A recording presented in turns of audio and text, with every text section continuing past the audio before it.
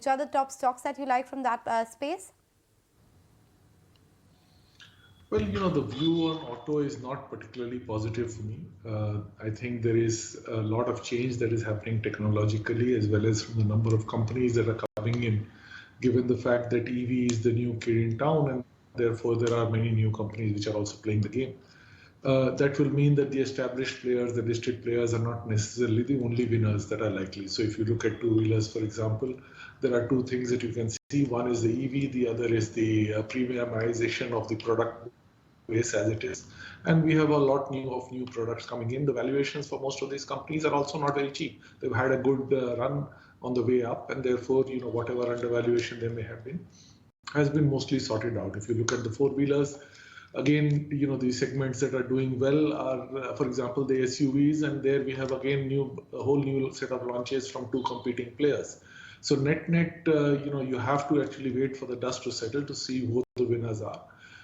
If you are really looking to play the auto segment, maybe a better way of doing it would be to play either the auto finance or even the auto ancillaries, because there at least the fluctuations are a lot less.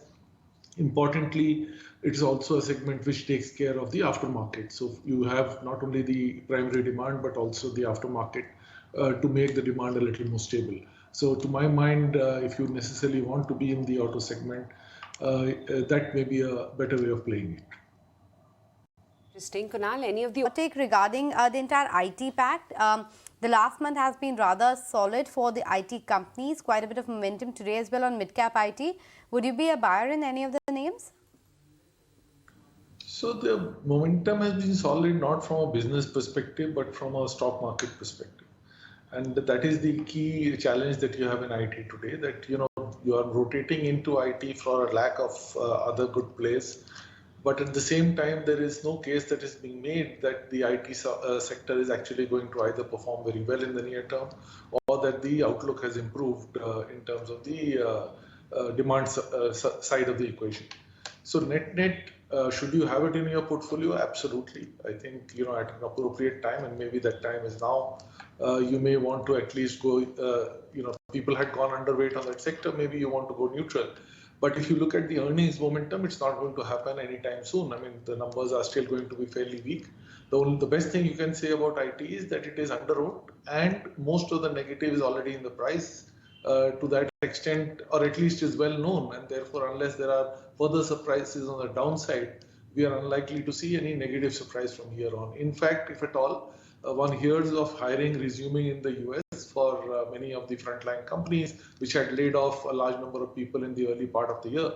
And therefore, you could assume that some of that demand will finally trickle through back in India, and maybe the numbers here will also start to look up. But it is more a function of the fact that the overall market is expensive. There aren't too many other sectors. Therefore, as a defensive, IT is not a bad place to be.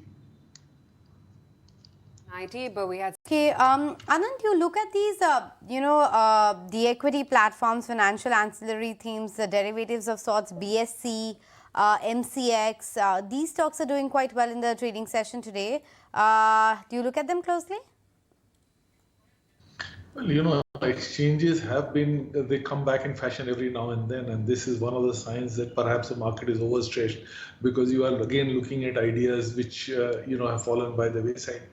There is some case being made for BSE right now on the basis that, derivatives will actually increase in volume and that may become substantial.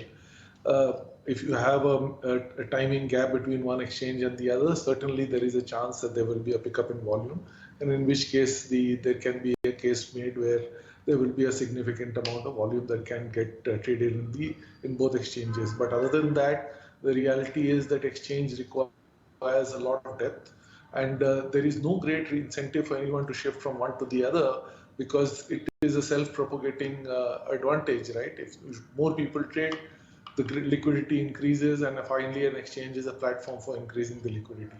I am less bullish on commodities. It has always been a problem. I think in India there are, except perhaps for gold, there is no great case for being able to trade much of the others. The other markets are small. The aggregate markets are difficult to dematerialize, as it were.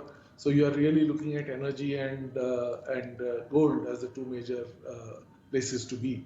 So for as I said, coming back to where we were, basically BSC is the case, and it's really your view of how much volume can move in terms of derivatives for BSC to be able to be worth the increase that we have seen in the share price.